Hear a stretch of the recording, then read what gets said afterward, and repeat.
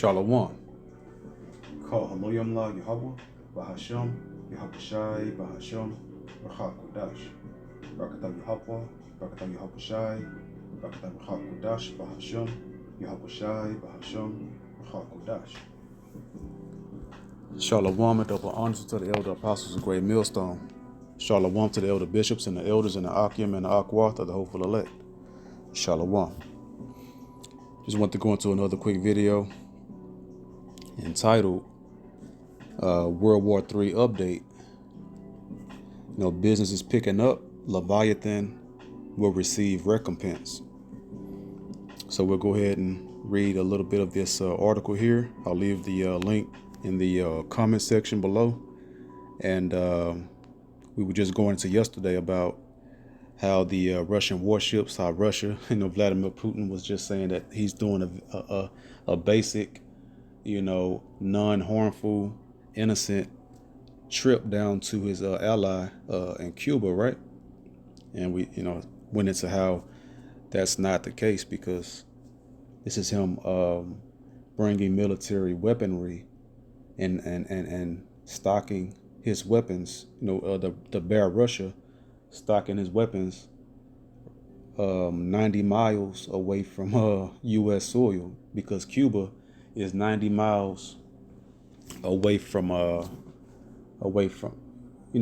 Cuba is 90 miles away from America, and vice versa. So we'll get a little bit of this right quick. It says Russian warships head to Cuba for military exercises. So I thought Russia said that the Kremlin and them, they said what? That they were just going down to have a basic a visit, right? Just to catch up with their old buddy, right? But now they're going down there to do military exercises, and they're going to get Cuba just like America. See, Cuba, basically, they just hit me like in the spirit, right? Is that Cuba is going to be like Ukraine for America, like it's a vassal or its vessel for its war to wage with America over here. Like America is supplying weapons and weaponry, right, to Ukraine to fight Russia and NATO and America's allies, NATO, right? So Russia is going to do the same thing. Is clipping up, is gearing up Cuba with weapons. So whenever Russia will give the orders to go ahead and strike over here, the same way America's been doing with Ukraine towards Russia. So this is just a chess move, and Russia basically is saying, okay, we're going to go ahead and match your chess move, right? So it says several Russian warships, including a nuclear-powered vessel. You see, those Navy ships actually do have nuclear weapons, including a nuclear-powered vessel, are set to arrive in Cuba on Wednesday for military exercises. The drills come after Russian President Vladimir Putin said he could arm allies to fight against Western countries like the U.S. that support Ukraine. So they're responding and matching, and will overmatch, America and NATO in their activity. It says the military exercises will take place off the coast of Cuba. So we know the coast of Cuba is 90 miles from America, so they're gonna be right there. They're right in the backyard. It's just like if you have someone that you're gonna in your neighborhood, right, and they're right outside across the street practicing maneuvers, right, and you seeing it right there in front of you that they're gonna try to use on you in the fight. So it says the military exercises will take place off the coast of Cuba and will continue into next week. They will involve a group of vessels from the Russian Navy, including a nuclear-powered submarine, an oil tanker, and a tugboat, along with other military ships. The drills have gotten the attention of the U.S. government, which says it will be closely monitoring the activity. Cuba's government has already come out and said the exercises present no threat to the region and that no nuclear weapons will be used at any point during the drills.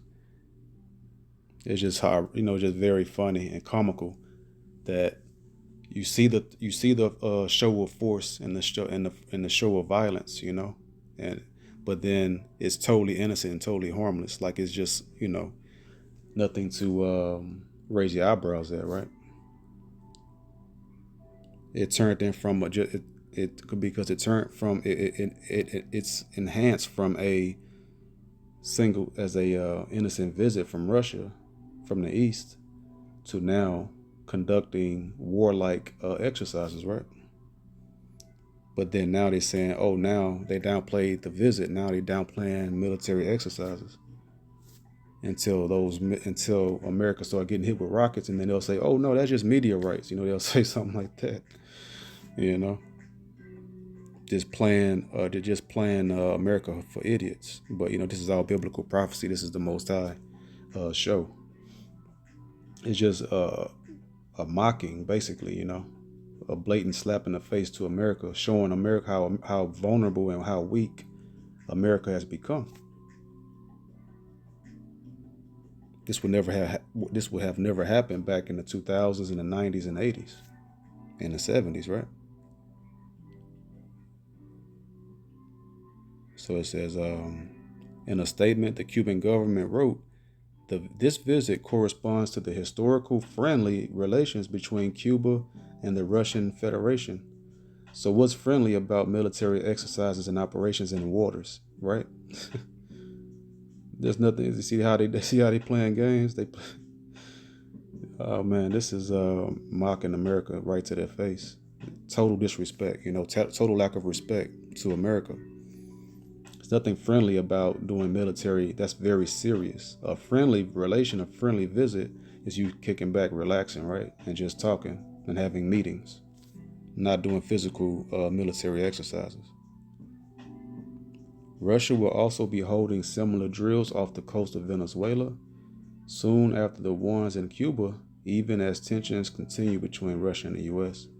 So Russia is trying to have strategic points of contact and garrisons, aka military bases, in different strategic areas surrounding the borders of America to be able to attack when it's ready in the time to come. So that just shows you, the war it's very close, but it still has a little bit of time. So it's going to be like the summertime. They're going to be practicing, getting ready during the summer, and shots could, rockets could go off this summer or probably in the fall, maybe, especially maybe look out for it in the winter.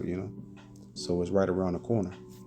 This is just a warm up, a heavyweight fight, right? Before they're both in the arena and they're both in their locker rooms, and what they do is they're doing their warm ups, getting ready before they go out to the boxing ring or the MMA fighting cage, right? And duke it out. So this is the warm up to the battle. So it says the U.S. recently gave Ukraine's military permission to use American-made weapons inside Russia to help defend Kharkiv, which is the second largest city in Ukraine, angering Putin. See, so is it a coincidence that after Putin is angered by, after he told NATO and the U.S. to not give, that Ukraine better not use American or NATO weapons, and that he will respond accordingly, now all of a sudden he makes a quote unquote friendly journey and visit to Cuba, his ally, 90 miles from America. And then also on top of that, if it's friendly, but they're also doing military exercises, right? And they're going to go down to Venezuela and do the same thing. So this is Putin readying the battle. This is the Most High mustering the battle, getting everything in place. So I'll leave the article in the comment section. I'll go over. It's time to get some precepts, because everything is biblical. Everything that's happening is contained in the Bible. This isn't something that man is just creatively coming up with their own mind. It's the Most High stirring up the spirits of men to fulfill his purpose, to free his chosen nation, the Israelites, the nation of Israel, so-called blacks, Latinos, Native American Indians.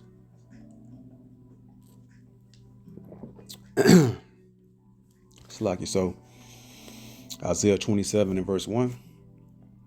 In that day, the Lord Yahweh, in the name of Yahweh Shai, with his sword and great and strong sword, punished Leviathan, the piercing serpent, even Leviathan, that crooked serpent, and he shall slay the dragon that is in the sea. This saying a whole lot. This verse is saying a lot. So we'll go ahead and break it down. So it says, in that day. And what day is that? The last days of the heathen rulership, which will usher in the kingdom of heaven. You see, the scriptures from Genesis to Revelation is always talking about in those days and in that day, which references the return, the return of the Messiah, which is going to be the World War III. And all the prophets and everyone in Israel, that sought after the Most High's words, was wondering about those last days. So Matthew 24 and verse 3. And as he sat upon the Mount of Olives, who is this? Yahushua sitting on the Mount of Olives. That was one of his favorite places to relax at. The disciples came, he relaxed after his missionary work, right? Teaching all day, every day. And he would retire to the Mount of Olives on multiple occasions, because that was one of his favorite hangout, relaxing spots. Wish I could know, but it would be great to see how that looked, And as he sat upon the Mount of Olives, the disciples came unto him privately, saying, Tell us, when shall these things be? And what shall be the sign of thy coming? So they talking about when they knew about him he's going to return, and of the end of the world. So what's the sign of his coming? The great return of Yahushua, and of the end of the world. Not the end of Israel's world, but the end of the heathen rulership that's going to usher in the kingdom of heaven for eternity. That's the only thing that mattered. That's why we don't worry about trying to be successful in this life, trying to be rich, because this place is going. This is the Titanic. Anyone that knows the end of the Titanic will not be worried about trying to have generational wealth. Being a rich man. That's why the Messiah say a rich man, is easier for a camel to enter into the needle of an eye than for a rich man to enter into the kingdom of heaven, because it's not about having great success. You take care of your business to take care of your bills, but let your daily bread be your daily bread, right? That which is sufficient for every day. So the disciples was wondering about when was the end of the world of Esau Edom, pretty much, because he will be ruling when the Messiah returned. He's the last leader of the heathen that will rule, the earth before the Israelites under Yahweh and Yahweh Shai. Verse 4. And Yahweh Shai answered and said unto them, Take heed that no man deceive you. There's going to be a lot of wicked men, false prophets, false leaders, and heathen telling you otherwise, telling you all kind of madness from their own wicked, carnal, dark mind. Verse 5. For many shall come in my name. So these are antichrists, anti-Mashiachim, and false anointed. For many shall come in my name, saying, I am Mashiach. Mashiach means anointed, and this false word. And Christ is not his name, because the letter J did not exist until 500 years ago. The Messiah walked the earth 2,000 years ago. So what was his name? Yahweh Shai. I am Mashiach, and shall deceive many. And remember, when he was on the cross, he spoke in the Hebrew at that one pivotal moment, right? Because why? He was we spoke our Hebrew language, and he had a Hebrew name. It's Yahweh Shai,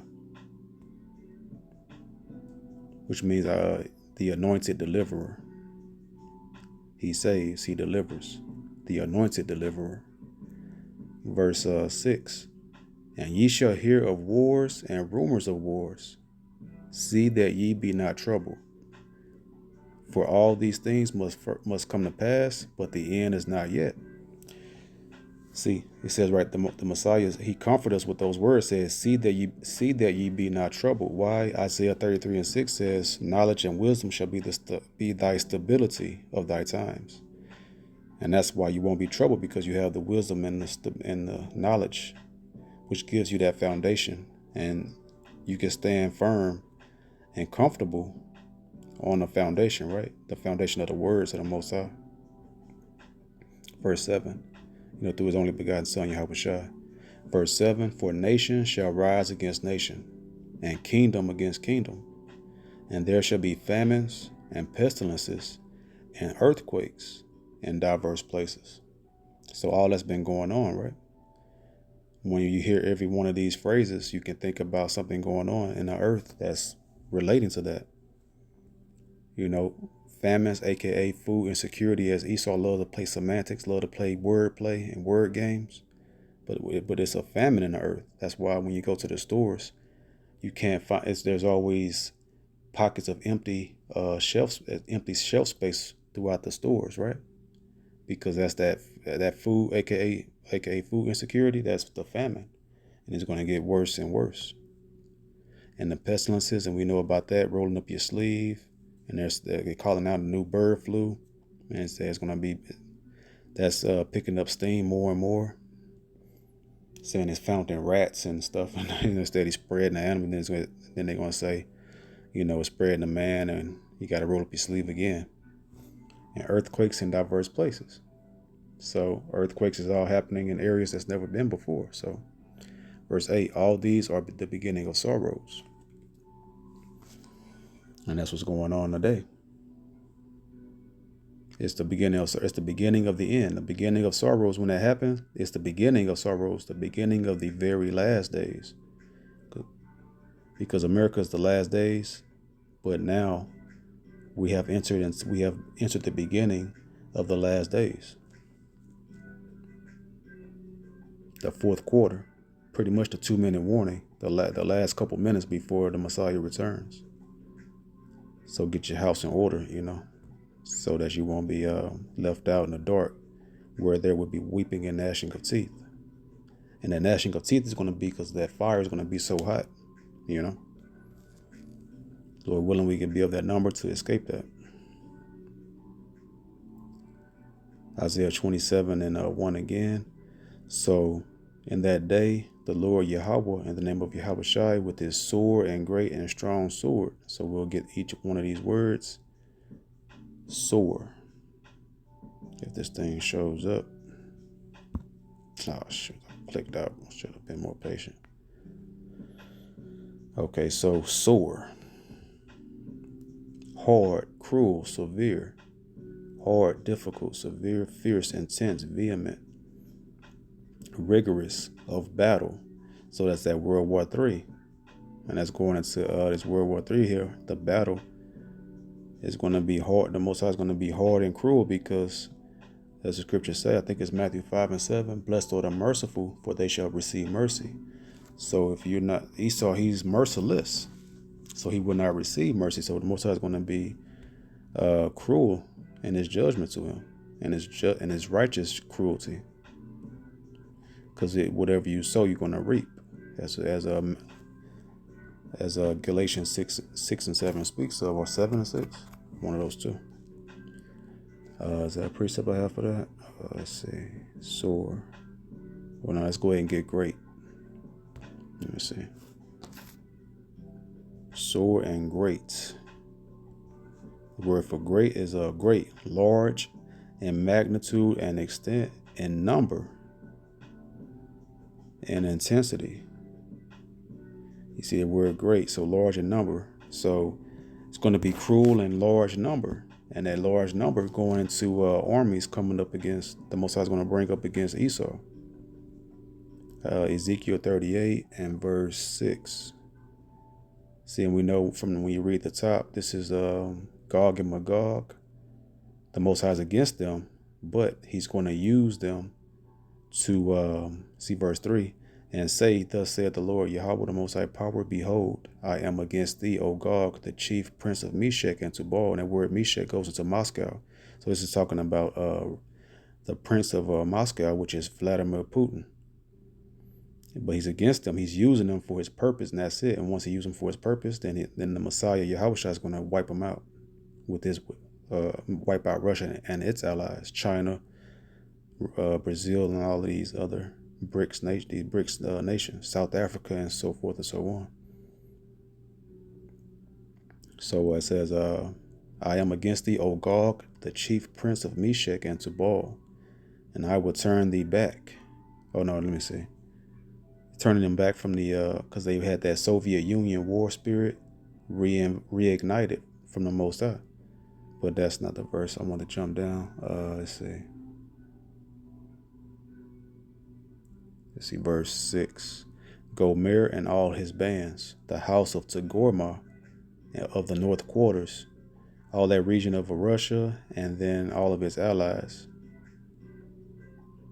over in the Eastern Bloc nations that are allies with Russia, and all his bands, meaning, armies and troops, and many people with thee. That's that great number, many people with them. So it's going to be so many nations that's linking up, and even NATO allies are going to. They're getting tired of the whore, and they're going to abandon the whore and burn her with fire, as Revelation speaks of, and going to join up with Gog and Magog, Russia, and all of his allies, Iran, China, so forth and so on, all of its allies. Let's see, verse 7. Be thou prepared and prepare for thyself. And Russia has prepared over these last 30 years or so, 20, 30 years, since they've fallen from the USSR, the Soviet Union. They prepared for themselves, and now they're getting their other allies and their other brothers in arms with them, right? Because they sending those armies, the Navy vessels, to Cuba, and they're doing military exercises. They're getting them prepared as well. Verse 7, be thou prepared. Russia has now been prepared with the Satan II missiles and the Poseidon submarine underwater thermonuclear missiles, and so forth and so on. And prepare for thyself, thou and all thy company that are assembled unto thee, and be thou a guard unto them. Because Russia got themselves ready, and then now they're getting their allies ready, and they're the big brother to these allied nations.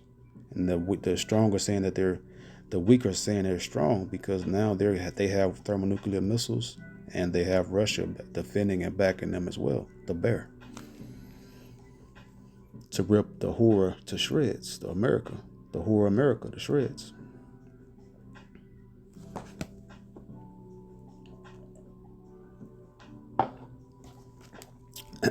Slocky. So going back to Isaiah 27, the book of Isaiah is a very heavy prophetic book. It says, and so now we'll get the word, what we just get, and we'll get strong now. So it says, in that day, the Lord Yahweh, in the name of Yahushai, with his sword and great and strong sword. So we get strong, stout, mighty, strong, severe, sharp, hot. And what's hot? Those thermonuclear missiles. You can, and on a deeper level, attributed to that as well. Firm, hard, a strong one. So it's just going to be a very strong, mighty destruction from the great multitude of the enemies of the whore America, that's been building up a whole bunch of enemies over since it's becoming to a nation. And we get this word sword right here. Sword, knife, tools for cutting stone. And then when you get the root word right here, to be waste, lay waste. So whatever this sword is going to lay waste the whore, the Leviathan, the piercing serpent.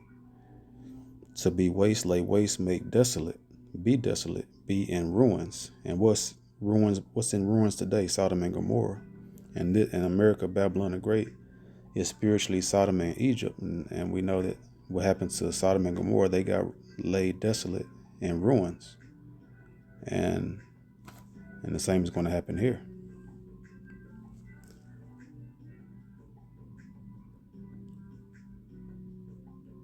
So sword, let's see. So Joel, we'll get Joel real quick, chapter 3. That sword going to make America desolate. Joel 3 and 19. Egypt shall be a desolation. See, Egypt today is inhabited by the Arabs, so-called Arabs. It's not desolate. This is a modern day Egypt. This is America. You see, Egypt shall be a desolation, and Edom shall be a desolate wilderness. See, Egypt and Edom is spoken of in the same breath. Why? Because Edom, so-called white nation, is modern day Egypt. That's Deuteronomy 28:68. And the Most High will bring us into Egypt again with ships, into bondage. So Egypt shall be a desolation. That sword is going to make them desolate, as we just read in Isaiah 27 and 1. Egypt shall be a desolation, and Edom shall be a desolate wilderness. That's going to be their spirit. This is America is a spiritual wilderness already. It's going to be a physical wilderness because of the thermonuclear missiles going to make it a desert. And Edom shall be a desolate wilderness for the violence against the children of Judah.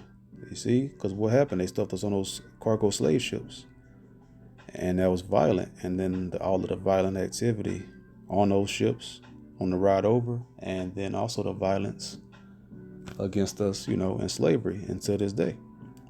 They slay us in the streets with their slave patrol, aka police force. For the violence against the children of Judah, because they have shed innocent blood in their land. You see,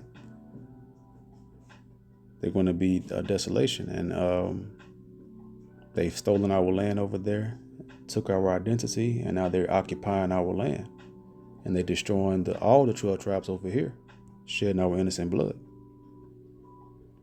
Verse 20, but Judah shall dwell forever, and Jerusalem from generation to generation, and Jerusalem represents the northern kingdom here. For I will cleanse their blood that I have not cleansed. For the Lord Yahweh, in the name of Yahweh Shai, dwelleth in Zion. You see, this isn't going to be all nations going to be saved, because we know that, because everyone before the truth really exploded, everyone knew that there's going to be slavery in the kingdom of heaven. The Israelites are not, they're in slavery right now. The tables are going to reverse, according to Isaiah 14:1-2. And there's going to be people that's going to be in slavery in the kingdom of heaven, and that's going to be the heathen. So right here it says what? For I will cleanse their blood that I have not cleansed. So have the Native American Indians, so-called Native American Indians, and have the so-called Latinos and the Jew and the so-called African Americans, so-called blacks, have their blood been cleansed over here? No, so-called white people, they tell you what? Forget about the past. Let it go. You can't have that hate in your heart, right? Man, they some very filthy people, right? That's very disrespectful and hateful. They just want to go and have immunity from judgment. Genesis 35 and 33. Oh, no, not Genesis. Deuteronomy. No, Numbers 35 and 33.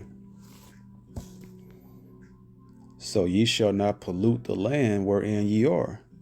So our blood is not cleansed. So if nothing is not clean, it's polluted.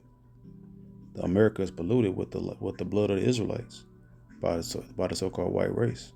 So ye shall not pollute the land wherein ye are, for blood it defileth the land. So America is defiled because the land is polluted with what? Innocent shed blood of the Israelites by the so-called white men who were pilgrims going by pilgrims at that time. They always changing their name like the jackals, the sinful jackals that they are. For blood it defileth the land, and the land cannot be cleansed of the blood that is shed therein, but by the blood of him that shed it. So the so-called white race have shed our blood, and the land is polluted, and it's not cleansed. The Most High has not cleansed it yet, so he will though. So verse 21, for I will cleanse their blood that I have not cleansed. See, the land is polluted with our blood, so the Most High gotta cleanse it with the blood of them that shed our blood and polluted the land. For the Lord Yahweh, in the name of Yahweh Shai, dwelleth in Zion. See,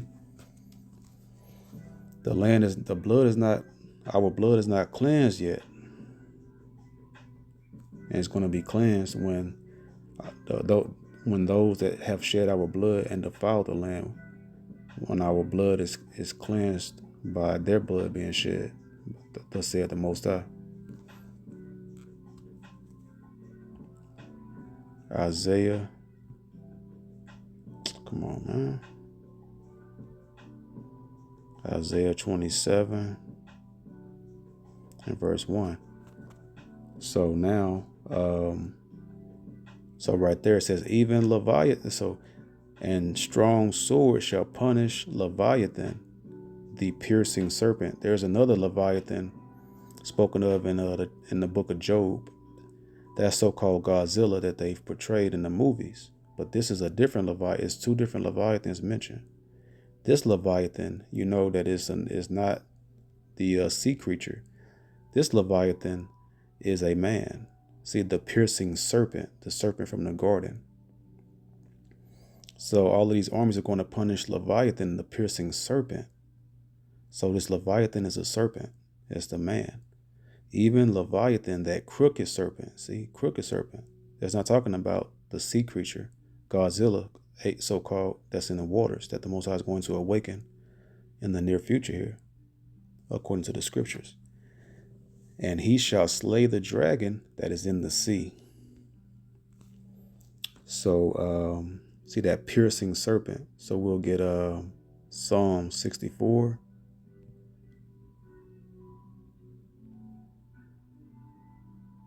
And verse 2, hide me from the secret counsel of the wicked. So who's the wicked? The so-called white race. And then they have, and chiefly the so-called elites, the elite leaders. They have their councils, the summit. A summit is the top of the mountain. A mountain is a nation. So what nation's at the top of that summit? The leaders of the Edomites. That leads the United Nations. You know, the other nations that's in bed with the whore. So that's that secret council. They have their secret councils, the World Economic Forum, the WEF, those devils there. So it says, from the insurrection of the workers of iniquity. So though they are the workers of iniquity, and they have insurrection against the Israelites. Psalms 83 verses 3 through 5. So insurrection, throng and company, throng. So you get the root word, to be in a tumult or commotion, to conspire, plot. You see, that's the insurrection. They conspire against the Israelites. They plot against the Israelites day and night. Verse 3, who whet their tongue like a sword. See, the tongue is a weapon as well. And they use that through the media. They chiefly have slandered the Israelites. That's why all heathen nations hate us, because of that their tongue, their sword-like tongue, lying against us and making us look like we're the bad guys when they're the bad guys. You know, everyone hates us and love Esau, the so-called white man, who whet their tongue like a sword. And what you do with a sword, you wage war with it. So Esau has waged war through his media and the music and the internet, TV, movies, to destroy us, our image, and murdered our character. He's a murderer. And bend their bows to shoot their arrows, even bitter words. And that's that piercing serpent, because his words pierce, and also, you know, through his slavery and his military, pierces as well. That's that piercing serpent, because he pierces with his words and assassinate us with his words, our character and our culture and our character. You know, it's just very wicked what he's done. That's a murderer. Scripture speak about him being a murderer. You being a murderer, he that hate his brother in his heart is a murderer. That's character assassination, because you can murder a man spiritually, mentally, and verbally, and you can murder a man physically with a gun, with the sword, kill a man body, or you can kill his spirit and his character and his reputation. And that's a murderer on a spiritual level and a physical, carnal level, and a fleshly level, right? So we'll get that piercing serpent, Revelations 12 and verse 9. And the great dragon was cast out, that old serpent. See, dragon, serpent, that old serpent, that's that old piercing serpent, called the devil and Satan, you see, which deceiveth the whole world. See, devil means deceiver, slanderer. And he slandered us through his, he wet his words like, he wet his tongue like a sword and pierced us. That's that piercing serpent, Leviathan. He was cast out into the earth, and his angels were cast out with him. And that's Esau Edom and his military and might and all of his strength. So, they've done a lot of evil, defiled things against the Israelites. And so that lets you know right there, the dragon, serpent, devil, Satan, that's Esau Edom, that piercing serpent, the Leviathan, the piercing serpent. So that Leviathan spoken of there is talking about Esau Edom. He has pierced the Israelites with his tongue, and that he's Leviathan in that great sea. So let's see. The Most High let you know right there, and this verse is very heavy because this lets you know that all of these are the same. Because the so-called white man, he is Satan in the flesh. He's of Satan, right? So John 8:44, Yahushua was going up against these wicked Pharisees, which are false prophets, the false pastors today in the false Christianity churches, right? So John 8:44, ye are of your father the devil, and the lusts of your father ye will do. You see, Yahushua was cursing out the wicked Pharisees who are Israelites, but they're of their father the devil, because the Levitical priesthood became a political priesthood, as I made a video about a year or two ago. The Levitical priesthood had turned into a political priesthood, because Esau Edom, he was handpicking Levites to be rulers over the people, the same way he does with pastors today. The wicked Geno Jennings and the TD Snakes, TD Jakes, and the Creflo Dollars. And because the priests were already selected by the Most High through Aaron, and the high priests were of the bloodline of Aaron. And then the service and the ministry of the temple and everything was the other Levites, that the Most High had ordained. So ye are of your father the devil, and the lust of your father ye will do. They're talking about the Romans that was hand selecting these Levite priests at that time, the Pharisees at that time. He was a murderer from the beginning. That's Cain, that killed his brother Abel, and abode not in the truth. Because remember, he left the garden and went and built his own city. When the Most High, told him if he do right, wouldn't he be accepted? And abode not in the truth. He left the garden, and he left the eastern part of the garden, right? Of the Garden of Eden. So it says he was a murderer from the beginning, and abode not in the truth, because there is no truth in him. There is no lie of the truth.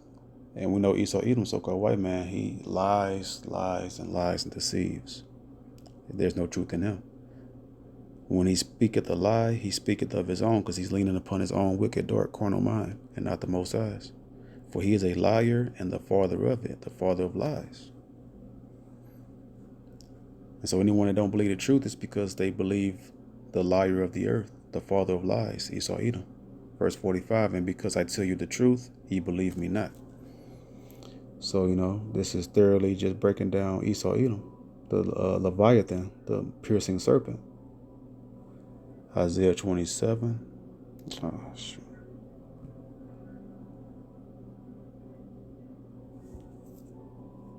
A whole lesson for it, dedicated to just Isaiah 21, 27 and 1. So much meat on this in this verse right here. So it says right here, Leviathan, that crooked serpent. That's that Leviathan, a piercing serpent, and he's also that crooked serpent. And so let's see.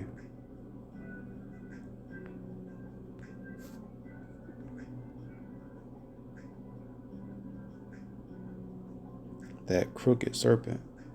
So crooked, to bend, twist, to be bent out of shape, be distorted, be crooked. See, that's service. Think of someone with a distorted face. That'll be a terrible sight, right? So Esau Edom, his spirit is distorted. So he's so that's why things that he does is distorted. It makes no sense. So-called white race, their culture it just doesn't make sense. It's very twisted and wicked and defiled and disturbing, right? Because it just doesn't make any sense what they do. They're bent out of shape. They're distorted. That's their spirit.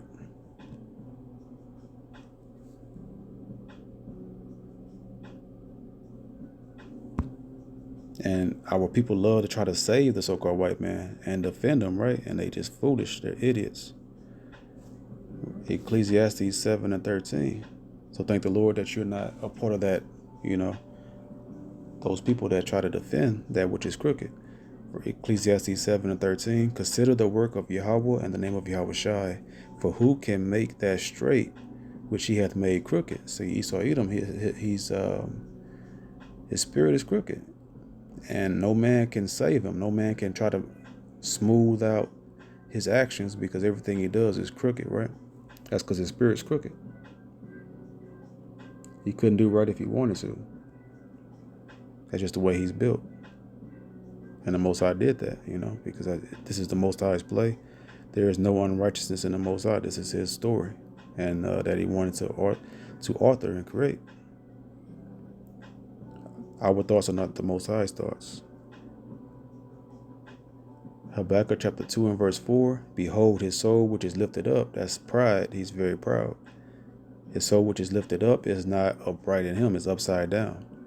But the just shall live by his faith. So his soul is crooked and it's upside down. So that's Esau Edom. Now we'll go back to Isaiah 27. Salaki, let's turn on this light. Getting dark. Oh boy.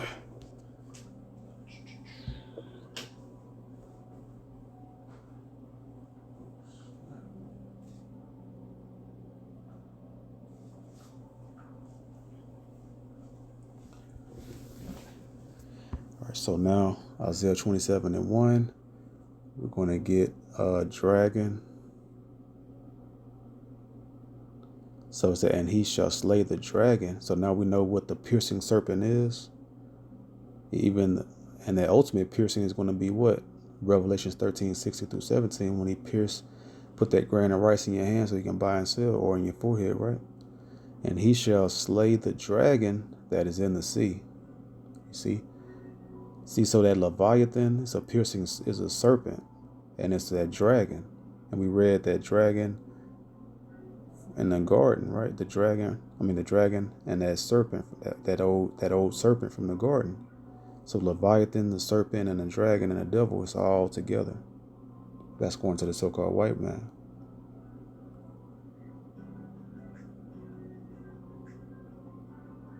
Let's see. Revelations 12 and 3. And there appeared another wonder in heaven, and behold, a great red dragon. It's a so-called white man. Because Edom means red. The nation of Edom, that's that red dragon. That serpent that grew into that dragon. Having 7 heads and 10 horns, and 7 crowns upon his heads. And those crowns represents rulership. A nation, because of those 7 heads. That's the foundational old nations that Esau had. the Greeks,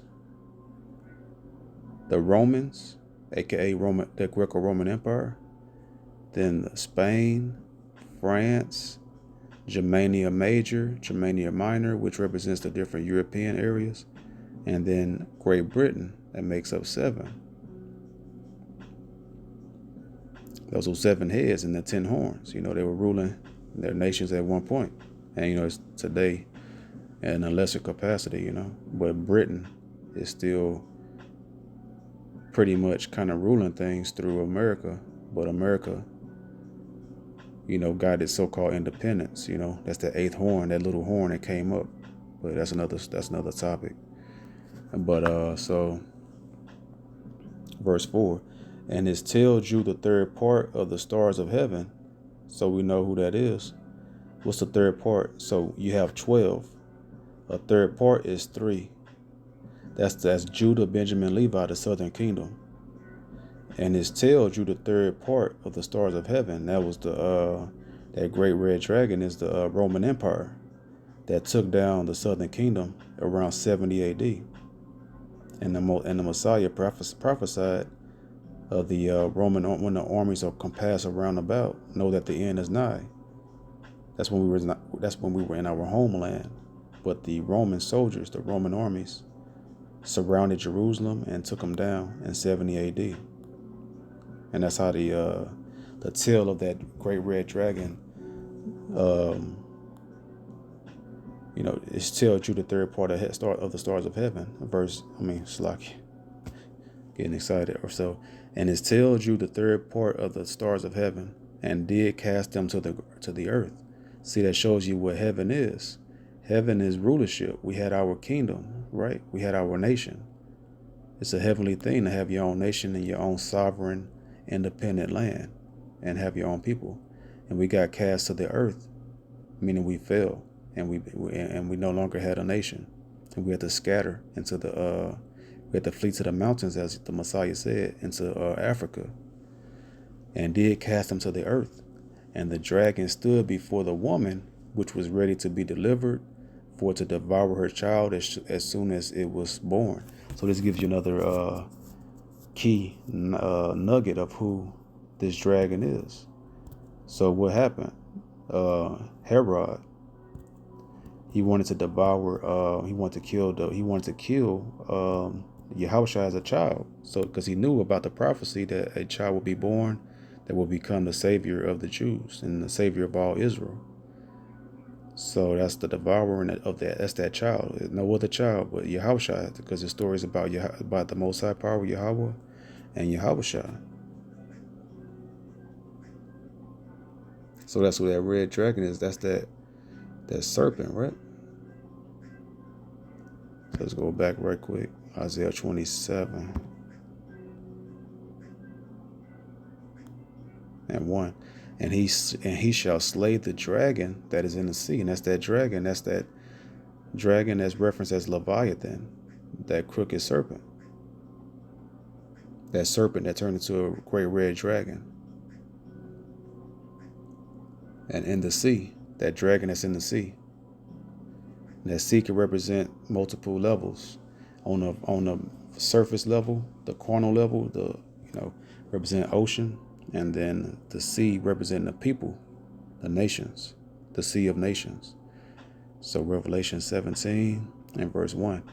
And there came one of the 7 angels, which had the 7 vials, and talked with me, saying, Come hither, I will show unto thee the judgment of the great whore that sitteth upon many waters. See, that's that sea. That's that Leviathan in the sea. That serpent in the sea, the great red dragon, that crooked dragon in the sea, crooked serpent and dragon in the sea. Verse 2, with whom the kings of the earth have committed fornication, and the inhabitants of the earth have been made drunk with the wine of her fornication, because they believe the lies of America, the American dream. They've been drunk. They was under a spell. That's that deceiver of the earth. Verse 5, and upon her forehead was a name written, Mystery Babylon the Great, the mother of harlots and abominations of the earth. So all people that are harlots, all nations that became harlots, the mother of those harlots is America. And all the abominations that's done in the earth is through her, because they have what? The Pink City and the Rainbow Coalition, right? And amongst other wicked things, the child wickedness, So verse 15. And he said unto me, the waters which thou sawest, where the whore sitteth, are peoples and multitudes and nations and tongues. So that waters, that's the sea. That's the waters, the sea. That's that great red dragon. Let's go ahead and get it right quick. You see, even Leviathan. Let's get it. We'll read it from the top. In that day, what day? The last days that we're in right now, with his sword and great and strong sword, going into the other heathen nations that he's raising up to come up against her, coming up against America. Headed by Russia, right? Great and strong sword shall punish Leviathan, the piercing serpent. That piercing serpent is who? Esau Edom, the so-called white man, the so-called white race. Even Leviathan, that crooked serpent. You see, Leviathan and serpent. It'll show you that Leviathan is talking about Godzilla that's in the water, so-called Godzilla. It's a man.